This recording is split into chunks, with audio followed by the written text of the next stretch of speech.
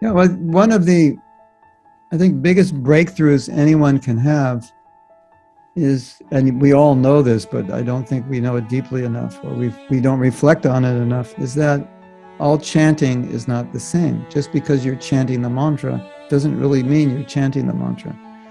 And Prabhupada was very kind. So if you study Prabhupada's books, you don't get, this message is there, but it's not so overt. But if you study Bhaktivinoda Thakur and Srila Bhaktisiddhanta, this message is straight in your face.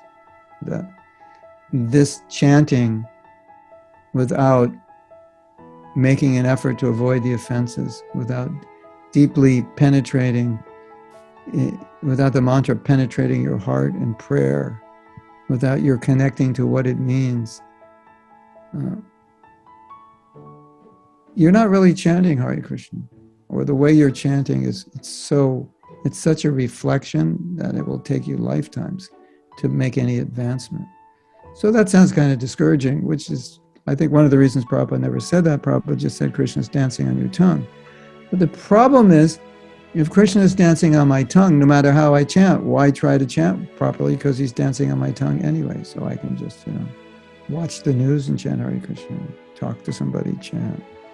But the holy name which is chanted with a desire to be a pure devotee, that's the holy name.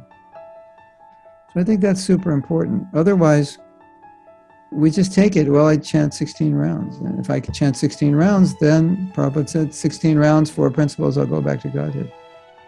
16 bad rounds and 4 principles where you spend your whole life meditating on breaking those principles? No, that's not what he meant.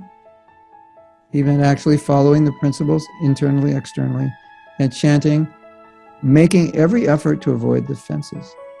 That's what he meant. So this is, I think, the biggest problem that I see, at least with younger devotees. I mean like first 10 years or so, or even 20. It's just 16 is like, that's it.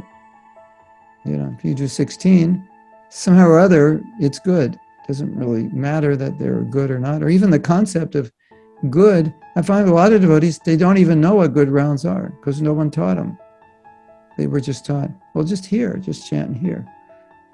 You're like, can you control your mind for 2 hours where you just hear? Not if you don't develop the right attitude, not if you don't know what the Maha Mantra means, not if you haven't really deeply understood what the offenses are and how to avoid them. So then you just end up chanting in your minds all over the place. Right? You know that. We all know that.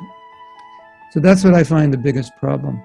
And right in our books, Prabhupada says, Mayavadis are chanting Hare Krishna. Okay, is that chanting good? No, it's Namaparad. You're trying to become Krishna through the Maha Mantra. That's Namaparad. What do you get by Namaparad? Spiritually, nothing. You might get what you're asking for, but as far as prema, you're not getting 1 inch closer to prema. As we were talking before, I'm chanting and praying to Krishna to become wealthy so I can buy a mansion. So what do you get by your chanting? Maybe you'll get the money, but you definitely won't get Krishna.